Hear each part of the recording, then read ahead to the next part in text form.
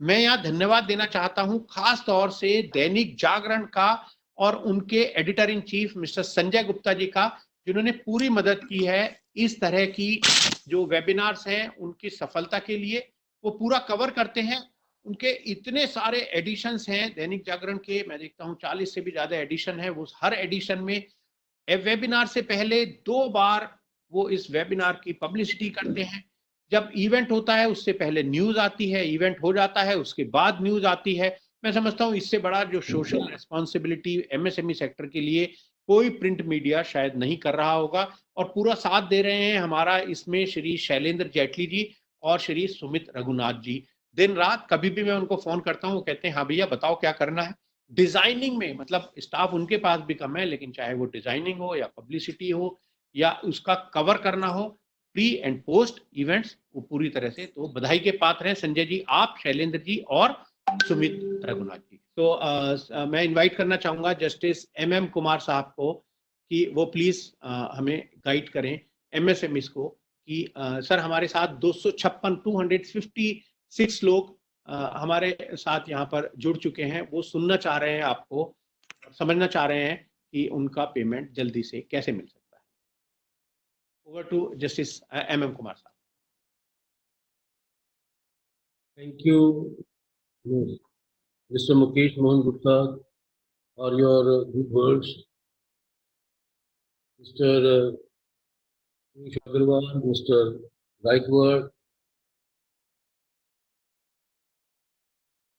In fact, if you closely examine the provisions of MSME Act of 2006 and the provisions of Insolvency Bankruptcy Code, MSME have been given special protection by law. It seems to me that the central government is conscious to protect their interest and special provisions have been made. Sometimes provisions are made with good intentions and they do not translate to the optimum benefit of those for whom they have been framed. MSME Act of 2006, as Mr. Gupta has highlighted, broadly section 15 to 25, 3-time rate of interest if the payment is not made within maximum period of 45 days or the agreed period, but 45 days is the maximum limit fixed. Then conciliation, if conciliation failed through the council, then arbitration. And arbitration award, I may add, given by the arbitrator can be challenged before the court, before the High Court under Section 34. But 75% of the awarded amount has to be deposited with the successful party MSME. So that is the provision. Otherwise, no challenge, no application under Section 34 would be maintainable. That shows that the government is very keen to protect the MSME and effective mechanism to implement these provisions is in place and it has to be utilized to its optimum limit. Even in the Insolvency Bankruptcy Code, beneficial provisions have been made. If you read, an amendment was brought in 2018 by adding section 240 capital A. In section 240 capital A, the provision has been made that if a company, if a corporate debtor is in insolvency and an MSME wants to propose a resolution plan to purchase that company, Then under section 29, disqualifications have been given. That certain companies cannot go for a resolution plan to purchase the corporate debtor under insolvency. But for MSME, provision has been made that even if there is MSME is NPA, the account of an MSME has been declared NPA, even that MSME can make a resolution plan which otherwise is not permissible. Under section 29, capital A, subclause C, there is a disqualification for any company to come forward proposing the resolution plan which has its account declared as NPA. But MSME is an exception created by section 240 capital A subsection 1. The other exception created for MSME is clause H. If MSME is a grantor of a corporate debtor which is under insolvency, and that guarantee by the creditor has been invoked, then if it is not paid, it is half paid, it will not be a disqualification for MSME, which otherwise is a disqualification for others. These two concessions in favor of MSME have been made by 2018 amendment.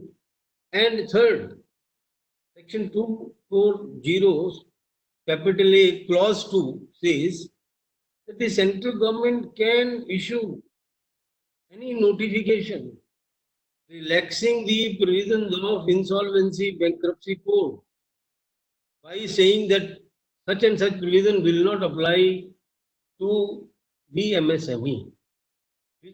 Because after all, code aims at reducing the NPAs.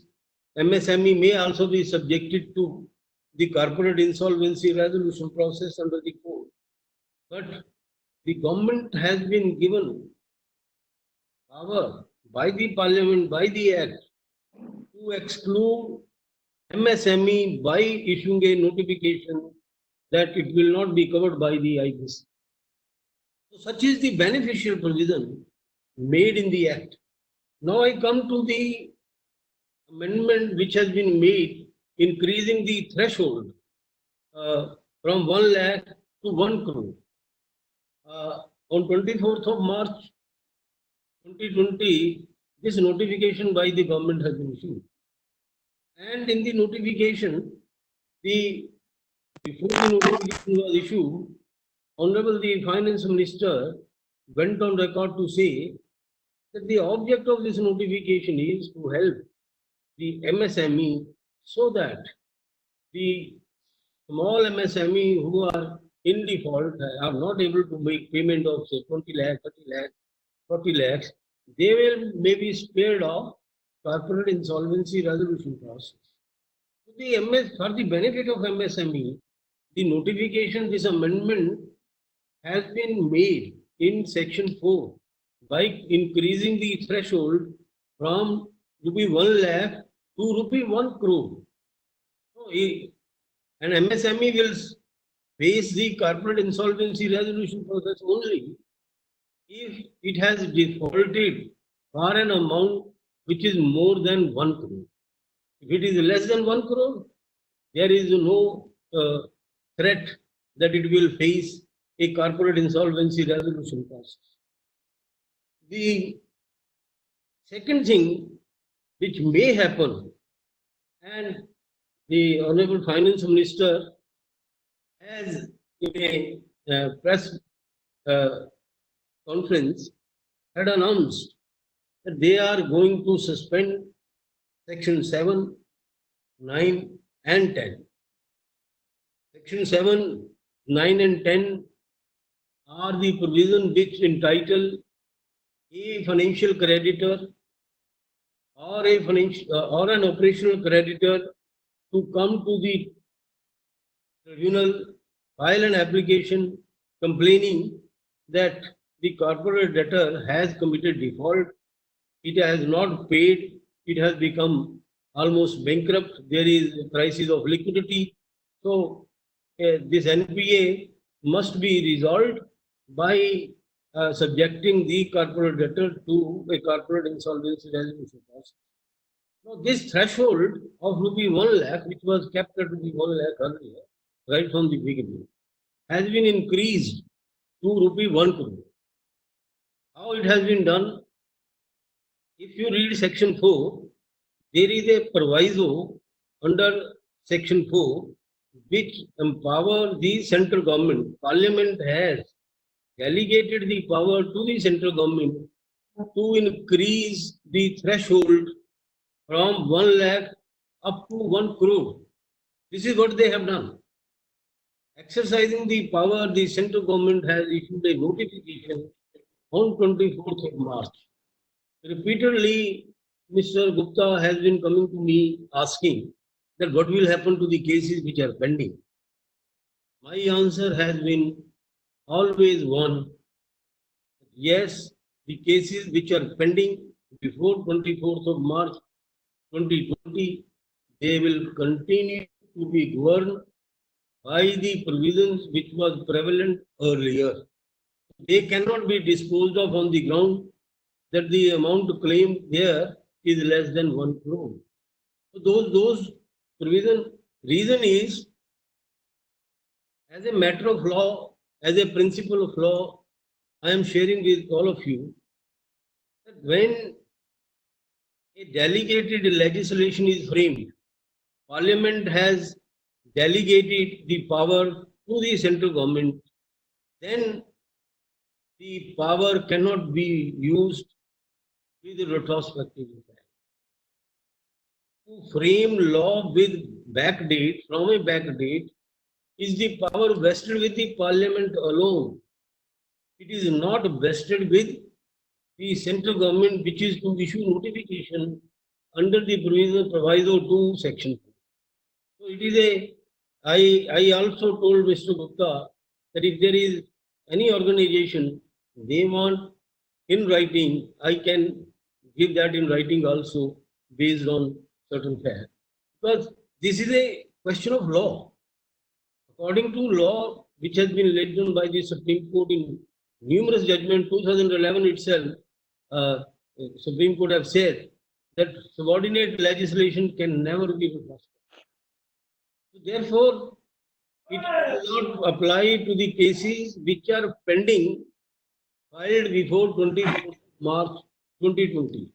Yes, after 24th of March 2020, if the default is for 1 crore or more than 1 crore, only then the petition will be maintainable. Otherwise, the NCLT registry itself will not entertain the petition, and it can be returned to the filing agent there and then. So then the question was whether what will be the effect. In certain quarters, it has been felt that MSME who have their dues and they have to recover, say 20 lakhs, 50 lakhs, 80 lakhs, 90 lakhs, less than 1 crore, then where they should go. I wish to clarify. Insolvency bankruptcy code is not a recovery forum. It does not provide that you can come and make a recovery. The insolvency bankruptcy code is a comprehensive code for resolution of the stress assets. There is a company which is stuck in such a situation that its assets have become non-performing and the management is not able to cope.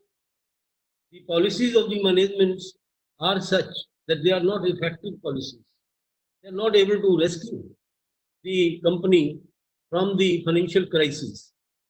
Then a mechanism is adopted that let us give chance to somebody else to run the same company so that the labor may not go on strike, the labor may not come on road, huge worker may be there, and the machinery may not go waste, so that the assets of the company may be saved. So it is a resolution process. It is not a recovery process in that sense. It is true that MSME would lose a remedy if their dues are less than 1 crore. They may have to use some other forum, maybe commercial court, arbitration, as a provision has been made in the MSME Act itself. Other mode may be there, but the insolvency bankruptcy court. But if the central government feels that there is a necessity even to remain this remedy for the MSME, to keep this remedy open for the MSME under the IBC, under Section 9. Now, most of the time, MSMEs come as operational creditor. They have either rendered services or they have supplied. So, their complaint is most of the time as a small entrepreneur to recover 20 lakh, 40 lakhs. So, the government is empowered under Section 240 capital A, subclause small 2, Roman 2, that the provision of the amended provision of Section 4 would not apply to MSME. That can be done. But all the same, if the coronavirus crisis is there and people are unable to transact business, so it is affecting equally to everybody. So the government probably in its wisdom thought that let us not put MSME at a different platform in their capacity as an operational creditor. Let them be at the same pedestal with other operational creditor and financial creditor. That may be the thinking of the government. But if the government feels that no, the stress is much more on MSME and they are suffering, they need to be saved, further protection required, then adequate provision is there. Section 240 capital A, subclause 2, empower the government to issue a notification saying that a particular provision is not applicable to MSME. So but if the cabinet, be read in the news that the cabinet has decided to suspend 7, 9 and 10. Section 7 provides for initiating corporate insolvency resolution process by the financial creditor, like banks who have given huge amount of loan. To Section 9, when the operational creditor who have rendered services or have sold goods to the corporate debtor, they can come and say, no, this remedy is pinching if it is taken off the book from the IBC, suspended for 6 months because of COVID-19, extendable to 1 year as the cabinet has passed. We are still waiting the ordinance to come. Then nobody will be able to come to the tribunal. Everybody will be affected, MSME included. But the question is whether the government would like to do it. It is almost 3 weeks when the cabinet passed this resolution.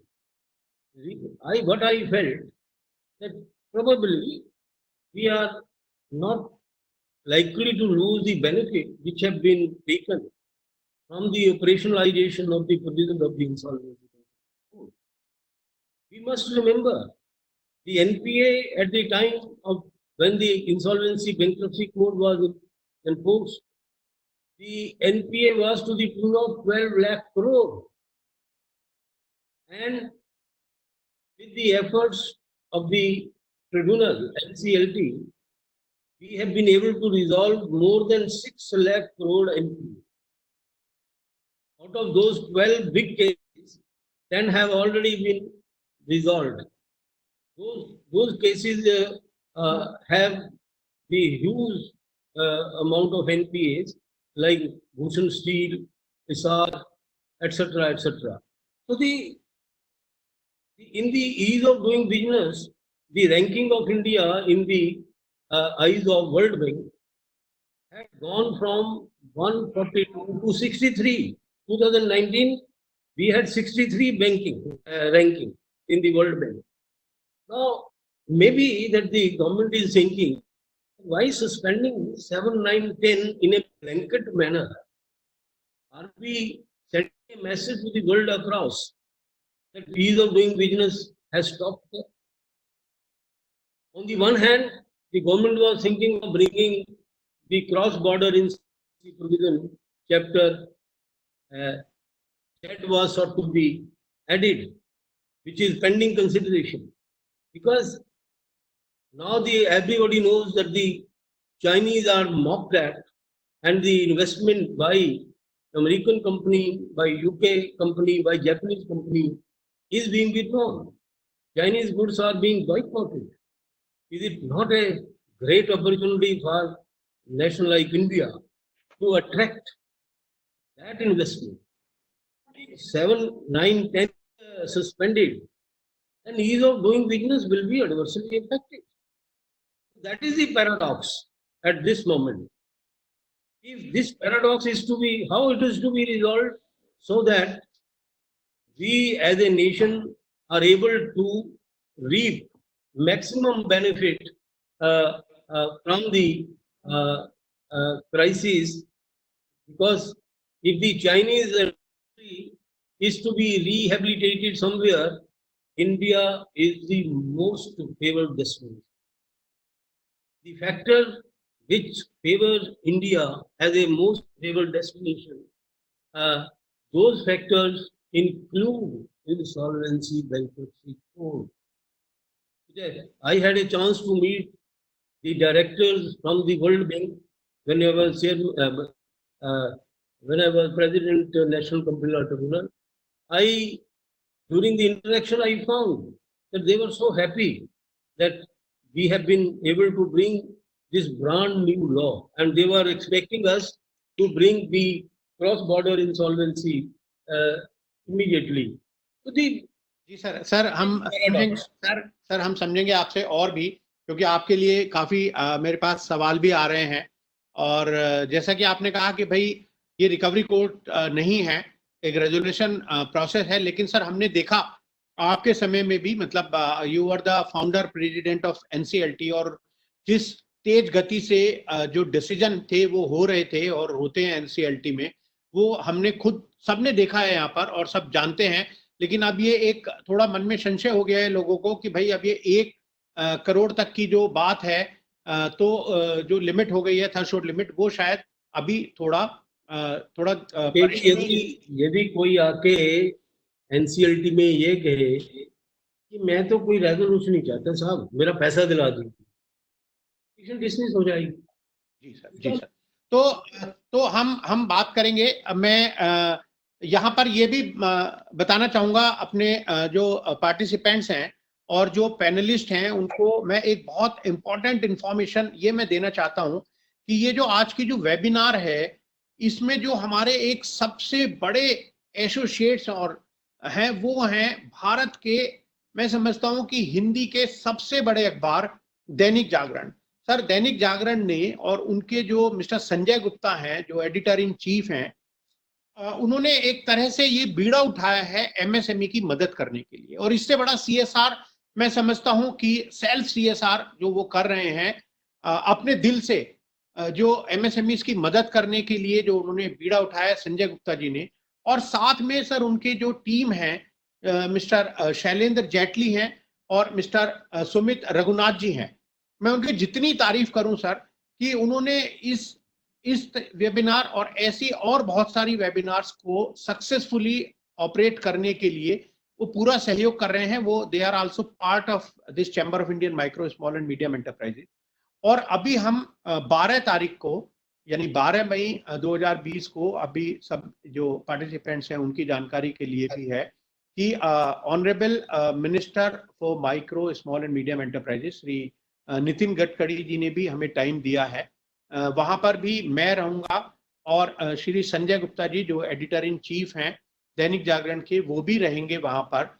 हम पूछेंगे सवाल honourable minister से भी, अपने जो doubts हैं, जो हमारी चिंताएं हैं, वो हम बताएंगे ऑनरेबल मिनिस्टर को, और फिर उनसे समझेंगे कि सर हमारी समस्याओं का आपके पास क्या समाधान है। तो मैं यहाँ पर खास तौर से धन्यवाद देना चाहता हूँ संजय गुप्ता जी का, शैलेंद्र जेटली जी का और सुमित रघुनाथ जी का, दैनिक जागरण का, कि वो एक they are very important part of these type of, not only this, various webinars we are conducting. मैं अब सर मैं ये बात आपकी ठीक है कि ये एक रिकवरी कोर्ट नहीं है, बट एनसीएलटी ने और इंसॉल्वेंसी बैंकरप्सी कोर्ट ने शायद जो हम छोटे एमएसएमईज हैं ऑपरेशनल क्रेडिटर्स के नाम पर बहुत मदद की थी, जबकि हमारी तो डिमांड उल्टा था। हमने तो कहा था कि बहुत सारे फोरम पे हमने ये रिक्वेस्ट करी कि जो ऑपरेशनल क्रेडिटर्स हैं उनको लिक्विडेशन वैल्यू में ज्यादा नहीं मिल पाता, आप हमको फाइनेंशियल क्रेडिट के बराबर जो फाइनेंशियल क्रेडिटर्स हैं उनके हमें एट पार रखिए आप हमें भी। लेकिन यहाँ अभी उल्टा हो गया है कि 1 लाख की जो लिमिट है वो 1 करोड़ हो गई है।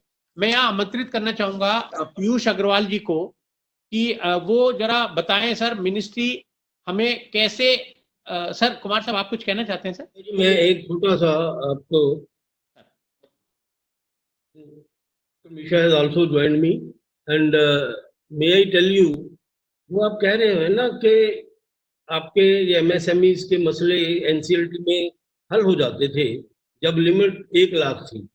आपकी बात सही है। तो क्या है कि जब ऐसा प्रोसेस का थ्रेट आता है, कोई भी कारपोरेट डेटर अपना मामला सेटल करके चला जाता है।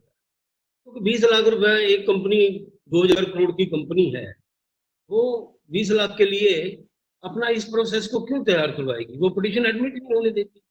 वो एक समाधान हो सकता है, मगर इंसॉल्वेंसी बैंक्रप्सी कोर्ट का बेसिक उद्देश्य जो था मैंने वो बताया है, वो रेजोल्यूशन था, ना कि किसी को रिकवरी। यदि वो सेटलमेंट होगी, शेक हैंड हो गया, तो हमें कोई दिक्कत नहीं थी।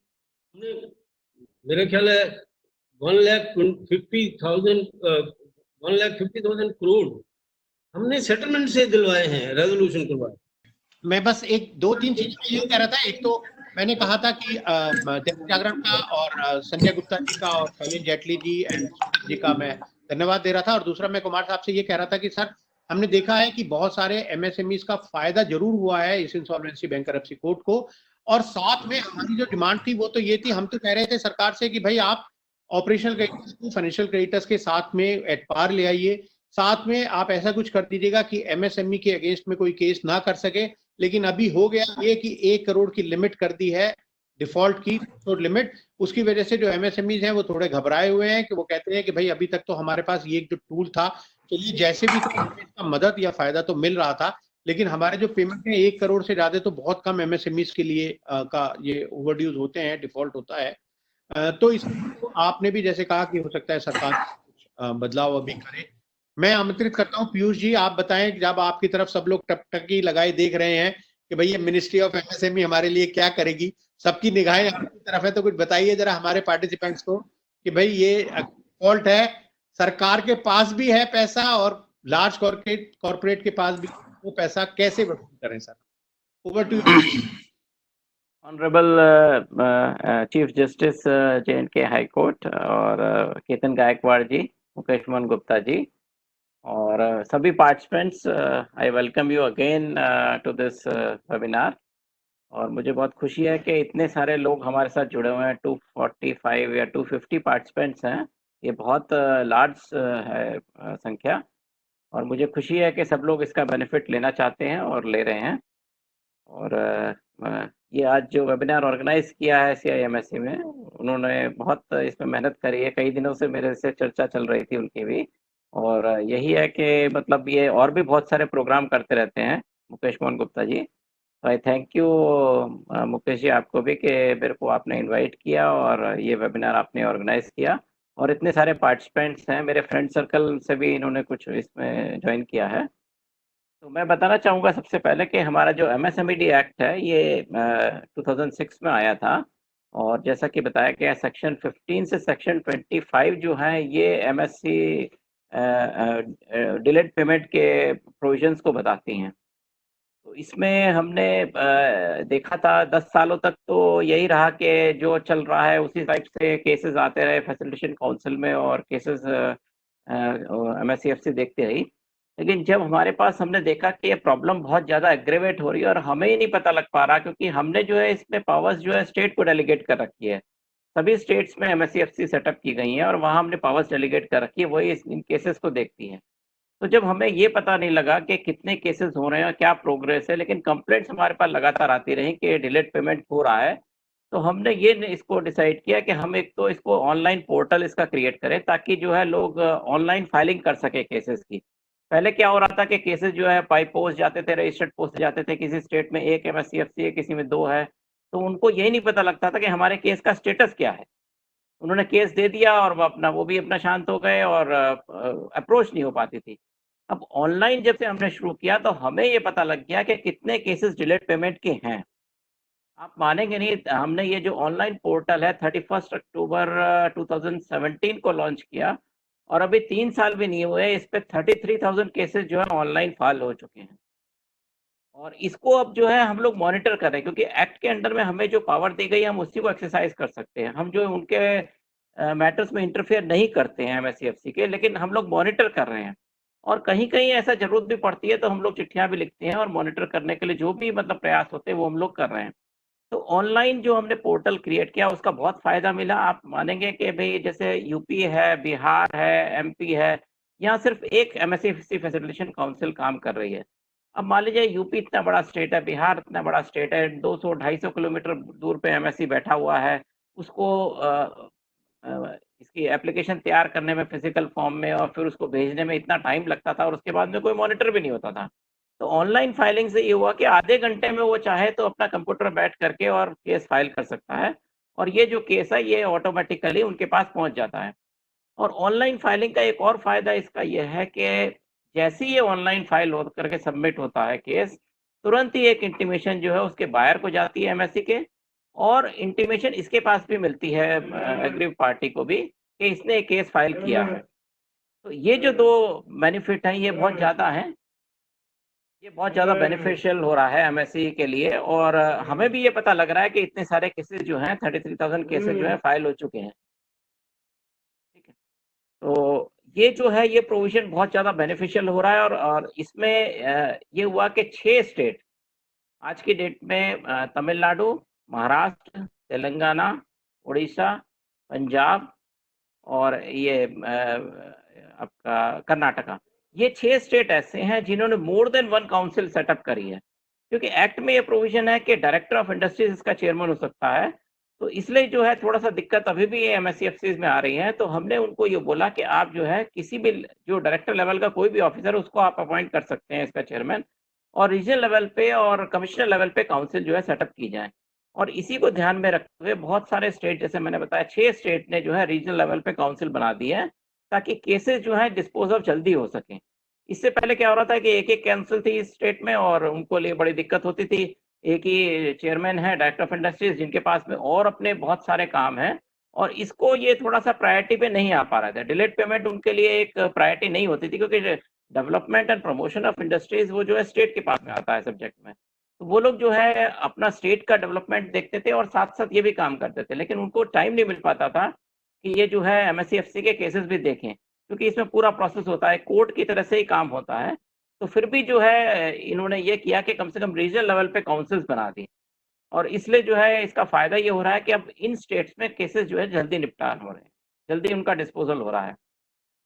दूसरा ये था कि हमने ये भी देखा कि हम इसमें और क्या कर सकते हैं, तो हमने जो है 2 नवंबर 2018 को 2 नोटिफ़िकेशन लेकर के आए। ये सब जो हम प्रयास कर रहे हैं, ये MSME के बेनिफिट के लिए कर रहे हैं। एक चीज़ जस्ट मैं बता दूँ कि ये जो हमारा प्रोविज़न है MSMED एक्ट में डिलेड पेमेंट का, ये सिर्फ़ MSE को कैटर करता है, यानी माइक्रो और स्मॉल को करता है, मीडियम इसमें इंक्लूड नहीं है, जहाँ तक डिलेड पेमेंट के प्रोविज़न की बात है। ऐसे MSME हमारा मैंडेट है, लेकिन जहाँ तक ये प्रोविज़न सिर्फ़ माइक्रो और स्मॉल के लिए है। तो एक मीडियम एंटरप्राइज़ेज़ के लिए प्रॉब्लम थी कि भई वो कैसे करें? तो हमने इसमें थोड़ा-सा और प्रयास किया और हमने एक 2 नवंबर को हम 2 नोटिफ़िकेशन लेकर के आए, जिसमें हमने ये बोला कि हर एक जितने भी CPSEs हैं, गवर्नमेंट यानी कंपनीज हैं, वो सारी कंपनीज प्लस वो कंपनीज जिनका टर्नओवर 500 करोड़ से ऊपर है, वो अपने आप को इस पोर्टल पे ट्रेड्स प्लेटफॉर्म पे रजिस्टर्ड करेंगी। तो ये 3 प्लेटफॉर्म जैसा कि बताया अभी सर ने बताया, 3 एक्सचेंजेस हैं, ए ट्रेड्स, M1 और RXIL। तो इन पे जो है CPSEs को डायरेक्शन मिली है कि आप अपने आप को इस पर रजिस्टर्ड करें। सभी कंपनीज को डायरेक्शन मिली हुई है मिनिस्ट्री ऑफ कॉर्पोरेट अफेयर्स की तरफ से कि आप इस पे अपने आप को रजिस्टर्ड करें और 500 करोड़ से ऊपर होना चाहिए टर्नओवर। और बायर्स जो हैं या इसके मतलब ये MSME जो हैं, जो सप्लायर्स हैं, वो भी अपने आप को रजिस्टर्ड करेंगे। तो इससे क्या होगा कि एक प्लेटफॉर्म बन गया जिसपे कि जो है जब बायर इस पर बिल अपना अपलोड करता है तो बैंक्स जो है इस पे पेमेंट कर देती हैं और रिकवरी करती हैं अपने क्लाइंट से। तो ये एक नोटिफिकेशन हमने इश्यू किया। दूसरा एक और हम नोटिफिकेशन लेके आए कि सभी कंपनीज को 6 मंथली रिटर्न जो है फाइल करनी पड़ेगी मिनिस्ट्री ऑफ कॉर्पोरेट अफेयर्स को, जिसमें वो ये बताएंगे कि कितना अमाउंट MSE के अगेंस्ट में ड्यू है और क्यों ड्यू है। ये जो एक तरह से कंट्रोलिंग पावर हमने दे दी इस नोटिफिकेशन से MCA को, तो उससे ये हुआ कि अब जब भी रिटर्न फाइल होगी इनके पास में, जब भी, तो उसमें ये पता लग जाएगा, उनको रीजंस भी देने पड़ेंगे कि क्यों डिले हुआ है पेमेंट और कितना डिले हुआ है।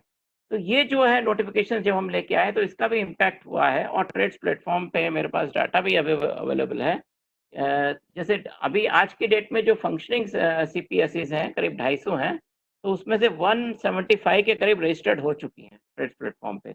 और बाकी के लिए भी क्योंकि ये जो है डिपार्टमेंट ऑफ पब्लिक एंटरप्राइजेस के कंट्रोल में आती हैं CPSEs, तो उन्होंने जो है सभी CPSEs को डायरेक्शन इशू करी है कि जो रजिस्टर्ड नहीं हो रहे हैं उनके अगेंस्ट में भी एक्शन लिया जाएगा और वो भी रजिस्टर्ड हों। और कितना ट्रांजैक्ट कर रही हैं वो भी हम लोग मॉनिटर कर रहे हैं उस चीज़ को, और उनसे हम सवाल जवाब कर रहे हैं कि अगर उन्होंने रजिस्ट्रेशन कर भी लिया है ट्रेड्स पे तो वो ट्रांजैक्ट क्यों नहीं कर रही हैं। तो ये सारी फिगर्स जो है हम लोग ट्रेड्स प्लेटफॉर्म से ले करके और फिर जो है DPE को देते हैं कि अगर कुछ कंपनी से रजिस्ट्रेशन कर भी लिया है तो वो ट्रांजैक्ट क्यों नहीं कर रही हैं। तो ये जो इनिशिएटिव है इससे थोड़ा सा सिचुएशन इम्प्रूव हुई है, हालांकि पूरी तरह से तो नहीं हुई है।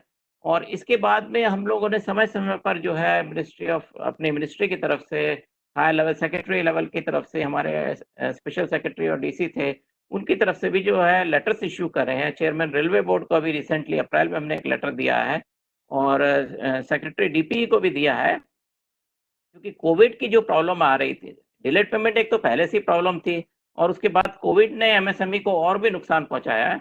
तो हमने इनको डायरेक्शन ये इशू करी सेक्रेटरी DPE को और रेलवे चेयरमैन रेलवे बोर्ड को कि आप जो है इमीडिएटली इनको डायरेक्शन इशू करें CPSEs को कि वो MSME का ड्यू जो है तुरंत रिलीज करें।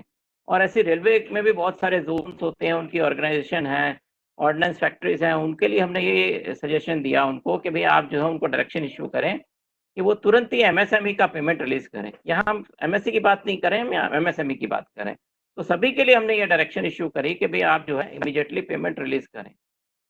अब जो तीसरा जो था, जैसा कि कुमार सर ने बताया कि ये जो प्रोविजन है 1 लाख से 1 करोड़ जो हुआ है, ये MSE को मतलब MSME के बेनिफिट के लिए किया है। हालांकि वो भी इस चीज़ को मान रहे हैं और उन्होंने भी इस चीज़ को बताया है कि इसका क्या बेनिफिट है। लेकिन थोड़ा-सा मैं इसमें ये शेयर करना चाहूँगा कि MSME के जो जितने भी ड्यूज़ होते हैं, MSME के अगेंस्ट में जो केस होते हैं वो बैंकर्स ही करेंगे इसमें CIRP करने के लिए या NCLT के प्रोविज़न में। तो MSME के जितने भी लोन्स होते हैं सारे सिक्योर्ड लोन्स ही हैं। MSME को कोई भी जो है लोन इस टाइप से नहीं देता है, अगर देगा भी तो 5 लाख या 10 लाख का वो भी प्रेशर में देते हैं। तो MSME के लोन्स तो पूरी तरह से सिक्योर्ड हैं। अगर बैंकर्स चाहें तो जो सिक्योरिटी है उसको वो रिवोक करके और उसके अगेंस्ट में पेमेंट जो है ले सकते हैं, क्योंकि बैंकों को भी मालूम है अगर किसी MSME के अगेंस्ट में 10 लाख का केस किया तो उसके अगेंस्ट में फीस भी काफ़ी देनी पड़ेगी। और CIRP का प्रोसेस इतना लंबा है कि वो भी ये जानते हैं कि एक साल या 1.5 साल में जाकर के या 2 साल में जाकर के ही इसका फाइनल वो होता है। तो इसलिए वो लोग जो है ये वाला CIRP में जाने की बजाय वो जो है जो सिक्योरिटी है उसके अगेंस्ट में पेमेंट रिकवर करने की कोशिश करते हैं। और इसलिए जो है मैं नहीं समझता कि 1 लाख से 1 करोड़ करने से MSME को कोई फायदा मिलेगा। लेकिन जो नुकसान हुआ है उनका वो बहुत ज़्यादा है, क्योंकि मुकेश भी जानते हैं कि बहुत सारे केसेस वो भी करते हैं, NCLT में केसेस फाइल करते हैं और बहुत सारी इंडस्ट्रीज को जो है, आप मुझे भी पता है कुछ केसेस के बारे में, क्योंकि हम भी कई बार जो है ऐसा होता तो ये गाइड करते हैं एमएसएमई को कि भैया आप एनसीएलटी में केस फाइल कीजिए। तो मुझे कुछ पता है कुछ केसेस में, उन्होंने खुद एमएसएमई ने बताया हमें कि साहब हमने जो है एनसीएलटी में केसेस किया और हमारा 65 लाख रिकवर हो गया, हमारा 70 लाख रिकवर हो गया। और स्पेशली गवर्नमेंट कंपनीज तो तुरंत ही जो है, जैसा कि सर ने भी बताया कि गवर्नमेंट कंपनीज जो है सीआईआरपी में नहीं जाना चाहेंगे, किसी का 20 लाख का ड्यू है या 25 लाख का है तो वो पेमेंट कर देती हैं। तो ये एक मेथड बहुत अच्छा था जो एनसीएलटी का प्रोविजन था कि उसमें जो है पेमेंट जो है, सीआईआरपी एक लंबा प्रोसेस है, सीआईआरपी तक जाने की जरूरत ही नहीं पड़ती है एमएसएमई को, उससे पहले इसका पेमेंट आ जाता है। क्योंकि कोई भी कंपनी या कोई भी डायरेक्टर नहीं चाहेगा कि मेरी कंपनी का जो है बदनामी हो और वो जो है मतलब मेरे को कंपनी छोड़नी पड़े, मेरे को सस्पेंड होना पड़े। तो इसलिए वो उससे पहले पेमेंट कर देती है। इवन 60-70 लाख तक के पेमेंट खूब किए हैं कंपनीज ने। तो ये एक बहुत अच्छा प्रोविजन था, मैं समझता हूँ। कंपनियां डरती थी इससे, जिनके अगेंस्ट में पेमेंट था वो डरती थी कि सीआईआरपी में क्यों जाएंगे, हम जो है अल्टीमेटली इसका पेमेंट ही कर देते हैं। तो इसलिए मेरा कहना यही था कि अगर उन्होंने 240A का जो रेफरेंस दिया है, 240 सेक्शन क्लॉज 2 का, गवर्नमेंट को जो है इशू करना चाहिए कि ये जो क्लॉज है अगर वो रखा भी है 1 करोड़ तक का तो वो एमएसएमई के लिए एप्लीकेबल ना हो, ताकि एमएसएमई के अगेंस्ट में इतने केस नहीं हो रहे, लेकिन एमएसएमई इसका बहुत ज्यादा फायदा उठा पा रही थी। तो ये जो प्रोविजन है ये मेरे हिसाब से इतना उचित नहीं रहा कि 1 लाख से 1 करोड़ कर दिया। और इसमें आप ये देखिए कि 99 लाख तक के जो ड्यूज हैं वो फाइल नहीं हो पाएंगे केसेस।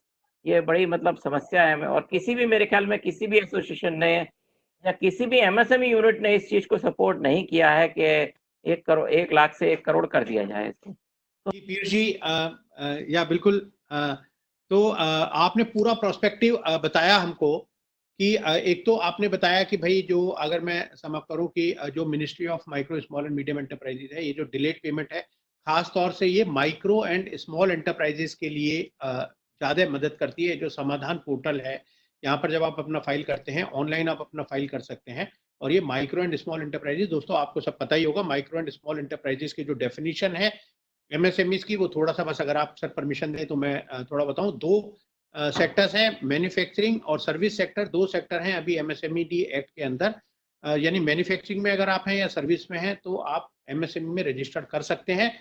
अगर आप मैन्युफैक्चरिंग सेक्टर है तो investment in plant and machinery, अगर आपका 5 करोड़ रुपए तक है तो आप स्मॉल कैटेगरी तक आते हैं। यानी माइक्रो है तो 25 लाख रुपए तक investment in plant and machinery manufacturing sector में। स्मॉल है तो 5 करोड़ तक का जो इन्वेस्टमेंट होगा वो स्मॉल कैटेगरी में आएंगे, और 10 करोड़ तक का इन्वेस्टमेंट अगर आपका प्लांट एंड मशीनरी में है तो आप मीडियम में आएंगे। इसी तरह सर्विस सेक्टर में अगर आप 10 लाख रुपए तक का इन्वेस्टमेंट आपका इक्विपमेंट्स में है तो आप माइक्रो हैं। 2 करोड़ तक का इन्वेस्टमेंट है अगर आपका इक्विपमेंट्स में है सर्विस सेक्टर में तो आप स्मॉल है। और अगर आपका investment in equipments is up to 5 crore rupees तो आप मीडियम कैटेगरी में आते हैं। तो जैसे पीयूष सर ने बताया कि जो माइक्रो एंड स्मॉल एंटरप्राइजेज हैं खास तौर से उनके लिए तो देखिए समाधान पोर्टल बहुत अच्छा पोर्टल है। और मैं अपना एक्सपीरियंस बताता हूँ, कई केसेस में हमने क्या देखा कि जब कोई एप्लीकेशन फाइल करता है, 2 तरह के बायर होते हैं। एक तो होते हैं बहुत जिद्दी के, भैया नहीं देना पेमेंट, जो करना है कर लो। लेकिन जो थोड़े से भी ठीक होते हैं, लॉ अबाइडिंग होते हैं, लेकिन उनकी कोई मजबूरी होती है, पेमेंट नहीं कर पा रहे, जब आपकी तरफ से, मिनिस्ट्री की तरफ से उनको एक नोटिस या इंटीमेशन जाती है कि भैया आओ, आपकी एक कंप्लेंट आई है, आओ जरा हमसे मिनिस्ट्री में आके मिलो, और इसके प्रूफ भी हैं, आपकी वेबसाइट पर भी है। तो काफी लोग तो कुछ ऐसे होते हैं जो कहते हैं कि यार कहाँ भी मिनिस्ट्री के चक्कर में हम फंस गए, ये पेमेंट कर दो भैया। तो उसको बुलाते हैं, बायर को, सेलर को, उसको बोलते हैं कि भैया किसी तरह सेटल करो, चलो कुछ कम ले लो, ज्यादा ले लो, और वो करके वहां अपना सेटल करके तो एमएससीएफसी में जाने से पहले ही पेमेंट हो जाता है। काफी केसेस ऐसे हैं जो आप काउंसलिंग के थ्रू उनको करा देते हैं। बाकी है जो आर्बिट्रेशन है उसमें जरूर लोगों की शिकायत है कि जब एक मेरे पास अभी क्वेश्चन आया है, उनका जो ऑर्डर है वो 18 दिसंबर 2018 से बेचारे ऑर्डर लेकर घूम रहे हैं। और भी मैं ऐसे केसेस जानता हूं जहां 2-2 साल हो गए लोगों को आर्बिट्रेशन का ऑर्डर लिए या एमएससीएफसी का ऑर्डर लेकर के, और लेकिन वो क्योंकि उसका एग्जीक्यूशन के लिए फिर उनको लोअर कोर्ट से और हाई कोर्ट, सुप्रीम कोर्ट तक जाना पड़ता है, तो फिर वो एक सालों का प्रोसेस है। इसके लिए हमने सजेशन जो दिया था वो ये कहा था कि जो land revenue recovery revenue act है उसके तहत, जो कुछ स्टेट ने मान भी लिया है, उसके तहत इसकी रिकवरी करनी चाहिए। हमने कुछ सजेशन दिए थे सरकार को और मिनिस्ट्री ऑफ एमएसएमई को, जो काफी कुछ एक्टिव कंसिडरेशन में भी हैं सर के, जहाँ पे हमने कहा था ये एमएससी एफसी इसको कैसे स्ट्रेंथन कर सकते हैं, या डिलेड पेमेंट के लिए क्या हमारे और जो सुझाव है वो हम लास्ट में एक बार जब बात करेंगे तब बात कर लेंगे। मे आई नाउ इनवाइट।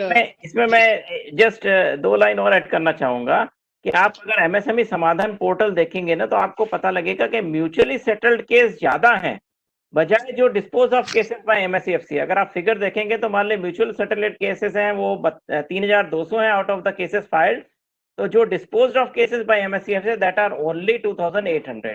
तो इसका मतलब ये लगा कि जब केस फाइल होता है तो बहुत से जो बायर है वो डर के मारे पेमेंट कर देते हैं। हमारे पास ईमेल भी आता है, इस केस को विड्रॉ कर लेना चाहते हैं या हम किस तरह से विड्रॉ करें, हमने पेमेंट कर दिया है। तो इसका मतलब यह है कि इसका भी इम्पैक्ट हो रहा है, एमएससीएफसी का भी इम्पैक्ट हो रहा है। थोड़ा सा इसमें यही कमी है कि इसमें जो टीथिंग पावर है ये ना तो हमारे पास है और ना एमएससीएफसी के पास है। मतलब जब वो अवार्ड निकल जाता है तो फिर वो अपील का जो प्रोविजन है उसकी वजह से गवर्नमेंट कंपनीज तो अपील में जाती हैं और कई बार जो बायर है वो भी रिस्पॉन्ड नहीं करते हैं, पेमेंट नहीं करते हैं कि चलो देखा जाएगा अभी तो ये, क्योंकि उसमें न तो इनका पैसा किसी का खर्च हुआ है तो इसलिए वो सोचते हैं कि हम हाई कोर्ट में अपील ही करेंगे। तो थोड़ा सा इसमें यह है कि इसमें जो ट्रिब्यूनल वाली पावर है वो लैकिंग है। इसकी वजह से जो है इसका जो फर्दर जो प्रोसेस है या जो फर्दर रिकवरी है वो थोड़ा सा स्टैग्नेशन पे है। तो उसके लिए हम लोग प्रयास कर रहे हैं अपनी मिनिस्ट्री की तरफ से कि हम इसको किस तरह से स्ट्रेंथन करें, और आपके सेशंस और बहुत सारी एसोसिएशन के जो हमारे पास सजेशन आए हम उसको एग्जामिन कर रहे हैं और हम ये कोशिश कर रहे हैं कि हम किस तरह से एमएससीएफसी को स्ट्रेंथन करें कि उसके डिसीजन जो है वो इम्प्लीमेंट हो सके और जो बायर है उससे डरे। और जो लैंड रेवेन्यू की आपने बात करी तो 3 स्टेट ऑलरेडी जो है रिकवरी करते हैं इसके लैंड रेवेन्यू के थ्रू, एमपी, बिहार और झारखंड, और हम यही कोशिश कर रहे हैं कि बाकी स्टेट भी इसको फॉलो करें। जी पीयूष जी बहुत बहुत धन्यवाद। और मैं बस थोड़ा सा 1 मिनट लूंगा इससे पहले कि मैं केतन गायकवाड़ जी को इनवाइट करूं यहाँ पर। उतना इम्पोर्टेंट है उनका कि ये ट्रेड प्लेटफॉर्म के थ्रू हम कैसे रिकवर कर सकते हैं। बस मैं एमएससीएफसी के लिए बस खाली पीयूष जी यही कहूंगा कि, और आपका धन्यवाद देना चाहूंगा कि हम जब भी सजेशन देते हैं और समय समय पर आपके यहाँ से भी मेल आती रहती है कि भाई हमें कुछ बताओ, तो हमें एमएससीएफसी का जो प्रॉब्लम है उसके लिए तो हमने सजेशन कुछ यही दिए थे कि भाई एक तो क्योंकि जो डायरेक्टर ऑफ इंडस्ट्रीज हैं वो चेयरमैन होते हैं तो इस एमएससीएफसी के, और वो अधिकतर क्योंकि जो सीनियर आईएएस होते हैं, ब्यूरोक्रेट्स होते हैं, उनको समय नहीं होता। कई बार मीटिंग शुरू होती है उस समय भी उनको कोई और बीच में मीटिंग में जाना पड़ सकता है, या कभी मिनिस्टर साहब ने बुला लिया या कभी और कोई काम आ गया। तो हमने कहा कि भाई यहाँ पर इंडिपेंडेंट एक्सपर्ट को आप चेयरमैन बना दो और इंडिपेंडेंट मेंबर्स हैं उनको आप ले आओ यहाँ पर हर डिस्ट्रिक्ट लेवल पर। क्योंकि अगर यूपी की हम बात करें तो अगर कोई आदमी आगरा है तो उसको कानपुर जाना पड़ रहा है, मेरठ है तो कानपुर जाना पड़ रहा है। तो डिस्ट्रिक्ट लेवल पर एमएससीएफसी बना दें, स्टेट स्क्रीन शेयर नहीं हो रहा है मेरे भाई। हमने कहा कि स्टेट लेवल पर आप एमएससीएफसी की जो अपील है वो आप बना दें। इसके अलावा हम तो चाहते हैं कि जिस तरह एनसीएलटी हुए उसी तरह से इनके लिए एमएसएमईज के लिए खास तौर से स्पेशल ट्रिब्यूनल बनने चाहिए। एक हमने सजेशन दिया कि भाई जिस तरह NCLT high court supreme court में जो कॉज लिस्ट आती है और साथ में फिर जो ऑर्डर्स हैं वो सर्चेबल फॉर्म में होते हैं, ये डाल दीजिए ताकि अगर मैं एक एमएसएमई हूं और मैं कोई ऑर्डर लेता हूं किसी का, तो एक बार मैं उस साइट पर जाकर जरा एक ड्यू डिलिजेंस कर लूं बायर की कि भाई उसने कितने लोगों का पेमेंट रोक रखा है, कितने लोगों ने जो पेमेंट है उसके अगेंस्ट केस कर रखे हैं, वो भी हमें पता चल जाएगा। तो इस तरह के हमने कुछ सजेशन दिए हैं। हमने कहा है कि एमएससीएफसी का ये भी है एक्ट में प्रोविजन की 90 डेज में उनको ऑर्डर देना है, वो भी शायद पूरी तरह अमल नहीं हो पा रहा है। इसके लिए बात करेंगे और जो क्वेश्चंस हैं उस दौरान में मैं अब आमंत्रित कर रहा हूं श्री केतन गायकवाड़ जी को कि वो प्लीज हमें बताएं कि ये ट्रेड्स कैसे हमारी मदद कर सकता है और कैसे कर रहा है। गायकवाड़ जी स्वागत है। Thank you, can you hear me? Yes sir. Yeah, so thank you, Mr. Kumar, Chief Justice of JNK, ex-Justice Mr. Mohan Gupta for organizing it, and Mr. Piyush Agarwal from the MSME Ministry, and thank you to Mr. Sanjay Gupta from Dainik Jagran for organizing such an important seminar. So I would like to share my screen. I have thought about talking about TREDS platform. Can you see my screen? Not now.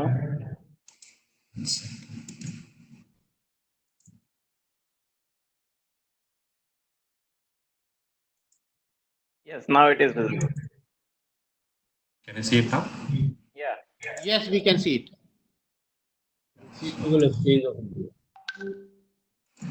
Yeah, so thank you. I think in almost all the talks, the TREDS platform, the importance of the TREDS platform has come. So I will not take much about it. So if you look at the MSME contribution, when you hear Mr. Nitin Gadkari, he always keeps on saying that it contributes around 29% of India's GDP, 11 crore of jobs, 45% of total exports. And his target is this year is that for the next 5 years, when we want to make India a $5 trillion economy, he talks about India's contribution, MSME contribution, to raising it to 50%. And he wants to add another 5 crore jobs. But when you look at this important aspect of MSME, when you look at the payment details, how they are choked when you talk about their payments. This is the survey which was carried out by Economic Times in November before this crisis. And they found that there are huge corporations, like large corporations over around 40,000 crore payment and PSUs over around 48,000 crores. And when they did a survey of around 119 customers, they found that who are the large customers were there for them. So you have this 10% PSUs. These MSMEs were supplying to 48% private sector. 10% of them were supplying to government and PSUs. And when they found that, what are the payment delays? So they found that almost 70% of the payment always come after 70 days, after 60 days. And that's actually a fact, irrespective whether the MSME Act is there or not there. It's always a reality that the MSMEs always get the payment. 70% of the MSMEs always get the payment beyond 60 days. The recovery cycle is also where they were responded that 27% of the people said that more than half the receivables come after. So that is what the survey. And when most important aspect is due to this follow-up, the MSMEs end up writing off some 50% of their receivables. Almost write off almost a fifth of their receivables. And that you can understand that that is a problem, and that's a major problem that the government is facing, the MSME sector is facing.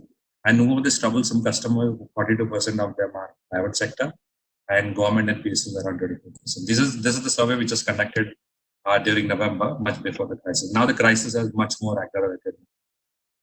Then what are the steps? I will not harp on much on this because I think it's already been covered by Mr. Agarwal and Mr. Kumar. MSME Act was laid down in 2006, where very clearly it was written that within 45 days the MSMEs have to receive the payment. In 2012, the government very clearly came out with the notification that the audited accounts should display how much MSMEs payments are due and what are the reasons for that.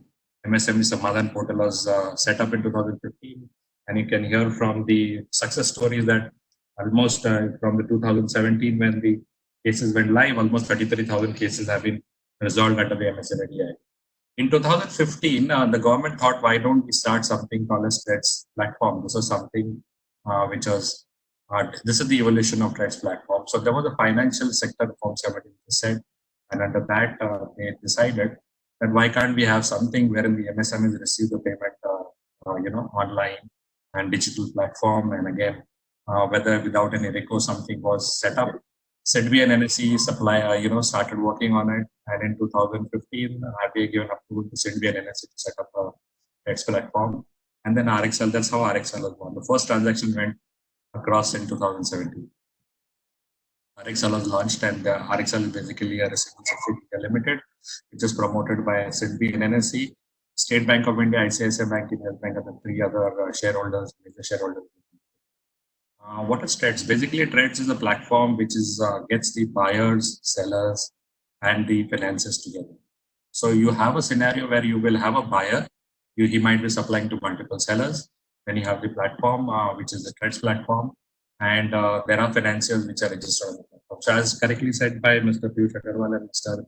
Mr. Mukesh Gupta, that there are three exchanges which got the license in 2016 and 2017. One was RXL, Receivables Exchange India Limited. The second was InvoiceSmart, which is promoted by Axis Bank, and the third one is M1 Exchange, which is promoted by Mind Solutions. So this is what it is. So just to give you a brief, how it works, it's very important for the MSMEs to understand that how it works. So this is a platform wherein you have the buyers, the sellers, and the financiers. So it's a platform wherein all these three come together. All the three of them execute an agreement with the platform. So they don't have to execute separate agreements with different parties altogether. And this is how, when they come together, then when you have a scenario wherein you have the buyers, multiple buyers, it's one to many or many to one relationship. So you have one buyer supplying to large suppliers, many suppliers and many suppliers supplying to one buyer. So you end up, you need to have a link created between them. So this is the link which is established wherein you establish a cap rate, you will bear the cost and everything is what we do during that. I will just take you briefly through how the Stretch platform works. So this is the Stretch platform. So on this platform, and what I agreed and told you that we have the vendors, which are the MSME vendors, the buyers and the financiers in the platform. So we have the arrangement wherein the goods and services get executed, and then the invoices are uploaded on the platform to the buyer. And then the buyer needs to accept it. The moment he needs the invoices uploaded by either party, the MSME vendor can upload the invoices or the buyer can upload the invoices. They need to be accepted by either the party. So the moment it is accepted, it becomes a factoring unit. The moment it becomes a factoring unit, it becomes visible for the financier. Now the financier starts bidding for that invoice. He bids for that invoice, and based on that, it all depends on who's paying the interest for that particular set of invoices. If the MSME vendor is paying or the buyer is paying, then they need to accept it. So there's an auction which happens on this particular platform. It's it's a without recourse transaction which happens. So there is an auction which happens for those particular invoices, and this particular auction is depending on the credit rating of the buyer. So the MSME vendor gets a without recourse payment without any collateral. So this is the advantage of this particular platform. So the moment the financier looks at the buyer and he sees that this is a very good buyer, so he starts bidding for it, and then he bids for it and he quotes a rate. So there will be many other financiers on the platform who quote the same rate or maybe a lesser rate to get the transaction. The moment the transaction is bidded, then the acceptance needs to be done either by the MSME vendor or the buyer, or by the buyer, whoever is bearing the interest. And then once the acceptance is done, there is an obligation which is created between the financier and the buyer. And once the obligation is created, then the payment happens the next day. So assuming that the transaction happens, the acceptance happens at 4 o'clock on the day earlier, the next day immediately by 9 o'clock or by 10 o'clock, the supplier vendor MSME vendor will get the payment in his account. So that is the duty of the transaction.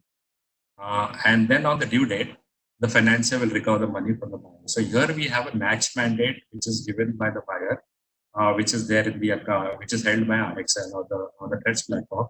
Now on the due date, it's not a push mechanism for the buyer; it's the pull mechanism for the buyer. So the moment on the due date, RXL or the Stretch platform will send out a file to NPCIL, and then you debit the buyer's account and then you credit the financier. So that's how the transaction is set.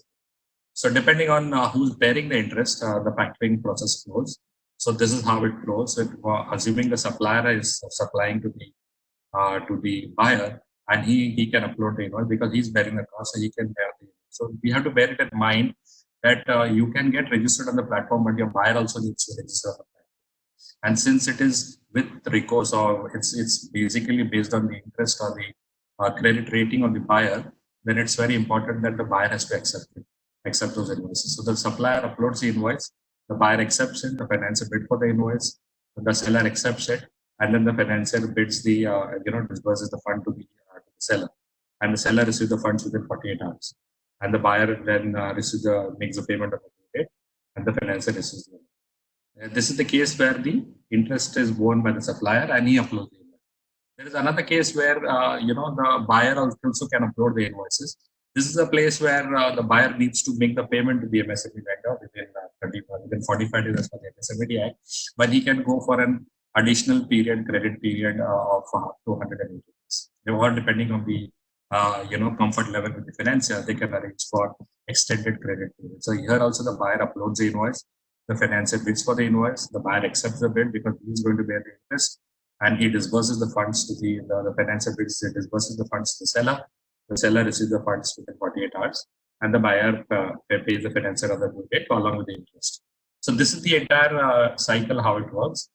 Now, what are the benefits which are MSME sellers? So this is very important for the team and my friends from all the MSME sectors who have joined. That you should understand that this is a platform where you get without recourse payment. You get the invoices need to be approved by the buyer, and the moment it is approved, then you can get a without recourse and without any collateral. So assume a scenario where tomorrow you have to take a working capital loan from your bank, you will have to give collateral, you'll have to give security, and the payment is always with recourse to you. Here you have a scenario where you receive the payment, quicker payment without any recourse to you. Then you have a scenario over here where you can have multiple financiers who are looking at the buyer's risk and then bid for that particular invoice. So here you have a chance that at least 30-35 financiers who are there on the platform can give you that particular facility and give that particular invoice. Then again, you have a lower cost of fund because we have seen rates of interest moving from 9% to 6%, and the best rate which you have got on our platform is around 6.1% against a large corporate, oil company and a large corporate PSU. We have got a rate of 6.1%. That's the rate which you have seen. That's the lowest rate. And there is no obligation to pay on the financier to on the due date because this is without recourse borrowing for the seller. The buyers tend to, there is always the thing that the buyer always has they will have a seamless integration and then they don't have to do follow-up. So the finance team does not entail any booking of the finance team's bandwidth because here it is a digital platform where everything happens digitally the moment you get the invoices approved. And what we have seen is that the fact that when the seller starts receiving the payment, that you've protected your seller's ecosystem, this kind of cases of disruption, then you end up enriching your supplier. At the same time, you also you enhance your procurement terms. So we have seen the procurement terms also improved because when the seller starts to see the payment on time, he does not mind giving discounts to the corporate buyers. And it also strengthens the supply relationship. Here you have a healthy buyer-seller relationship, and here you have that the suppliers are receiving payments on time. So you don't have the supplier wasting his time on following up on the payments.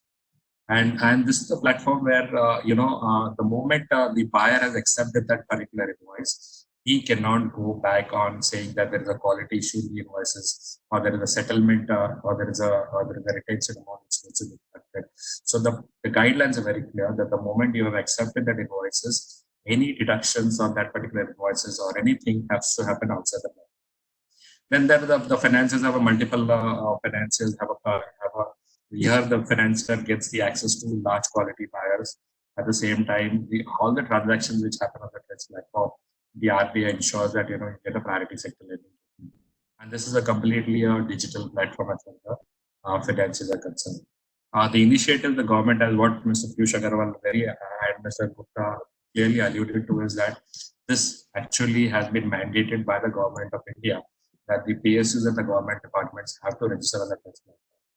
And they have also classified that the whatever transactions which happen on the TReDS platform is priority sector.